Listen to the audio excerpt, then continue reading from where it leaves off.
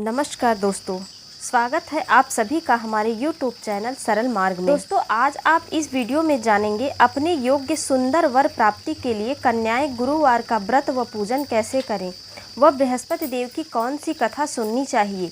इस व्रत के नियम क्या हैं, तो वीडियो को पूरा देखें। 12 वर्ष के बाद सभी कन्याएं बृहस्पतिवार का व्रत कर सकती हैं।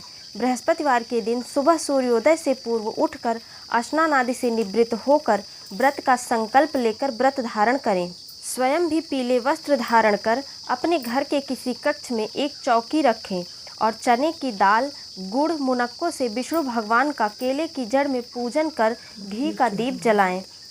इस दिन पीले वस्त्र धारण करें, पीले खाद्य पदार्थ का भोजन करें। विष्णु भगवान का पीले वस्त्र, जनेऊ, पीले फल, पीला चंदन, पीले पुष्प और पीला अक्षत इत्यादि से पूजन करें।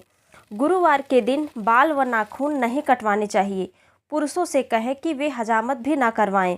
सिर से स्नान बिल्कुल भी ना करें।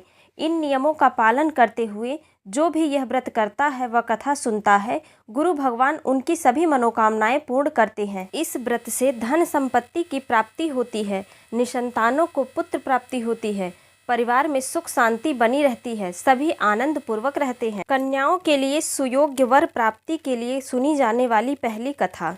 प्राचीन काल में एक बहुत ही निर्धन ब्राह्मण था। उसके कोई संतान नहीं थी। वह नित्य पूजा पाठ करता, परंतु उसकी स्त्री बहुत ही मलिनता के साथ रहती थी। वह न तो स्नान करती थी, न किसी भी देवी देवता की पूजा करती थी। प्रातःकाल उठते ही सर्वप्रथम भोजन करती थी, बाद में कोई अन्य काम किया करती थी। ब्राह्मण देवता बहुत दुखी रहते थे। वह अपनी पत्नी को बहुत समझाते, किंतु उसका कोई परिणाम न निकलता। भगवान की कृपा से ब्राह्मण की स्त्री को कन्या उत्पन्न हुई। वह कन्या ब्राह्मण के घर में बड़ी होने लगी। वह बालिका प्रातःकाल ही स्नान करके भगवान विष्णु का जप करती। वह बचपन से ही बृहस्पतिवार का व्रत भी करने लगी। पूजा पाठ समाप्त कर पाठशाला जाती तो अपनी मुट्ठी में जौ भरकर ले जाती, पाठशाला के मार्ग में डालती जाती। भगवान बृहस्पति देव की कृपा से वही जौ स्वर्ण के हो जाते। लौटते समय उन्हें बीनकर वह घर ले आती। एक दिन वह बालिका सूप में उन सोने के जौ को साफ कर रही थी। तभी उसकी माँ ने उसको देख लिया और कहा, हे बेटी, सोने के जौ को फटकने के वास्ते सोने का सूप होना अति आवश्यक है। दूसरे दिन गुरुवार था। कन्या ने व्रत रखा और भगवान बृहस्पति देव से प्रार्थना करके कहा, हे प्रभु, यदि मैंने सच्चे मन एवं श्रद्धा पूर्वक आपका पूजन एवं व्रत किया है तो कृपया मुझे सोने का सूप दे दो। बृहस्पति देव ने उसकी प्रार्थना स्वीकार कर ली। नित्य की भांति वह कन्या जौ फैलाती हुई पाठशाला चली गई। पाठशाला से लौटकर जब वह जौ बीन रही थी तो बृहस्पति देव की कृपा से उसे एक सोने का सूप प्राप्त हुआ। उस सोने के सूप को घर ले आई, उसमें जौ को साफ करने लगी, परंतु उसकी माँ का आचरण वैसा ही रहा।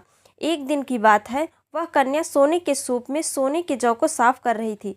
उसी समय अचानक उस नगर का राजकुमार वहां से होकर निकला। कन्या के रूप एवं कार्य को देखकर राजकुमार कन्या पर मोहित हो गया। राजमहल लौटकर अन्न जल त्याग कर उदास होकर लेट गया। जब राजा को अपने पुत्र द्वारा अन्न जल त्यागने का समाचार ज्ञात हुआ तो मंत्रियों के साथ राजकुमार के पास गए और बोले, हे बेटा, तुम्हें किस बात का दुख है? किसी ने तुम्हारा अपमान किया अथवा कोई और कारण है? मुझे बताओ, मैं वही करूँगा जिससे तुम प्रसन्न हो जाओ। अपने पिता की ऐसी बातों को सुनकर राजकुमार ने कहा, हे पिताजी, मुझे किसी प्रकार का कोई कष्ट नहीं है। किसी ने मेरा अपमान भी नहीं किया है, परंतु मैं उस कन्या के साथ विवाह करना चाहता हूँ जो सोने के सूप में जौ को साफ कर रही थी। यह सुनकर राजा आश्चर्य में पड़ गया। वह बोला, हे राजकुमार, इस तरह की कन्या का पता तुम लगाओ, मैं तुम्हारा विवाह उसके साथ अवश्य करवा दूंगा। तब राजकुमार ने प्रसन्न होकर राजा को उस ब्राह्मण कन्या के घर का पता बताया। राजा के आदेश पर मंत्री उस कन्या के घर गया और राजा का आदेश ब्राह्मण को कह सुनाया। कुछ ही दिनों के बाद ब्राह्मण कन्या का विवाह राजकुमार के साथ संपन्न हो गया। घर से कन्या के विदा होते ही ब्राह्मण के घर में पहले की तरह निर्धनता वास करने लगी। अब भोजन के लिए अनाज भी बड़ी मुश्किल से मिलता था। एक दिन दुखी होकर ब्राह्मण देवता अपनी पुत्री से मिलने गए। बेटी ने पिता की ऐसी अवस्था को देखकर अत्यंत दुखी हुई। उसने अपनी माँ का समाचार पूछा। ब्राह्मण ने सभी हाल कह सुनाया। पुत्री ने बहुत सा धन देकर विदा किया, जिससे कुछ समय के लिए गुजर बसर हो गई, परंतु धन समाप्त होने के बाद स्थिति पूर्वता हो गई। ब्राह्मण देवता फिर अपनी बेटी से मिलने गए। बेटी बोली, हे पिताजी, आप अपने साथ माता जी को लिवा लाइए, मैं उन्हें सभी विधि बता दूंगी, जिससे दरिद्रता दूर हो जाएगी। ब्राह्मण देवता अपनी पत्नी को साथ लेकर राजमहल अपनी पुत्री के पास पहुँचे। पुत्री अपनी माँ को समझाने लगी, हे माँ, तुम सुबह उठकर सर्वप्रथम स्नान आदि करके भगवान विष्णु का जप किया करो तो सब निर्धनता दूर हो जाएगी।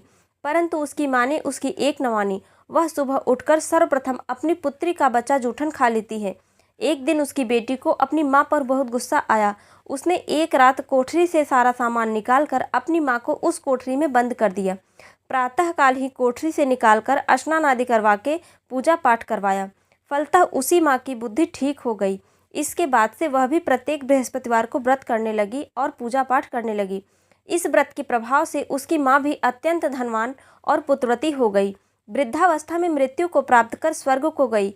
वह ब्राह्मण भी सुखपूर्वक इस लोक का सुख भोग कर स्वर्ग को प्राप्त हुआ। हे बृहस्पति देव, जैसे उस ब्राह्मण कन्या को वर देकर उसे धन धान्य से परिपूर्ण कर उसकी सभी इच्छाएं आपने पूरी की, उसी प्रकार हमारी भी सुनना।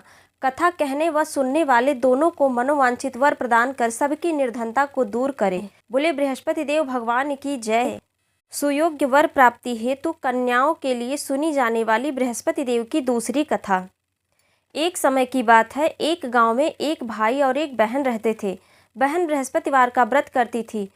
प्रत्येक बृहस्पतिवार उस बहन की पूजा से प्रसन्न होकर विष्णु भगवान आते और उसे 4 लड्डू व चांदी का कटोरा देकर चले जाते। बहन घर आती, लड्डू खा लेती और चांदी का कटोरा कोठरी में रख देती। जब उसकी भाभी आई तो एक दिन उसने कोठरी को खोला। उसने देखा कि उस कोठरी में कटोरे ही कटोरे रखे थे। उसने पड़ोसन से कहा, पता नहीं कहाँ से मेरी ननद इतने चांदी के कटोरे लाती है। पड़ोसन ने कहा, अपने पति से बोलना। भाभी बोली कि वे मेरी बात सुनते ही कहाँ हैं। पड़ोसन बोली, गाल का चमचा भात में और भात का चमचा गाल में दे देना। भाभी ने पड़ोसन की बात मान ली और उसने वैसा ही किया। उसकी हरकत पर उसका पति बोला, पागल हो गई हो, क्या कह रही हो? भाभी बोली, पागल मैं नहीं, पागल तो वो तुम्हारी बहन हो गई है। पता नहीं कहाँ से इतने चांदी के कटोरे लाती है। पूरी कोठरी में चांदी के कटोरे ही कटोरे हैं। तुम इसे घर से निकाल दो। अगले दिन भाई बोला, बहन आज हम मामा के घर चलेंगे। बहन जानती थी कि मामा के घर कौन जाएगा। बहन बोली, भाई जहाँ पर केले का पेड़ हो और भगवान का मंदिर हो मुझे वहाँ उतार देना। भाई बोला, ठीक है। फिर वे दोनों जंगल की ओर चल पड़े। रास्ते में जहाँ केले का पेड़ था और मंदिर था, भाई अपनी बहन को वहीं उतार दिया। उस दिन गुरुवार था। बहन ने केले के वृक्ष का पूजन कर कथा कही। उसकी पूजा से प्रसन्न होकर बृहस्पति देव भगवान प्रकट हो गए और 4 लड्डू व चांदी का कटोरा बहन को देकर जाने लगे। उसका भाई पेड़ के पीछे छुपकर यह सब देख रहा था। उसने तुरंत आकर विष्णु भगवान के पैर पकड़ लिए। विष्णु भगवान बोले, हे मूर्ख, तू मेरा पैर छोड़। तू कुंवारी कन्या पर कलंक लगाता है। यह तो गुरुवार का व्रत करती है और मैं ही इसे 4 लड्डू और चांदी का कटोरा प्रत्येक बृहस्पतिवार को देकर जाता हूँ। तुम भूल कर भी इसका पीछा मत करना। भाई ने अपनी बहन से क्षमा याचना की और उसे लेकर अपने घर आ गया। उसकी भाभी दरवाजे पर खड़ी थी। वह बोली, तुम तो इसे वापस लेकर आ गए हो।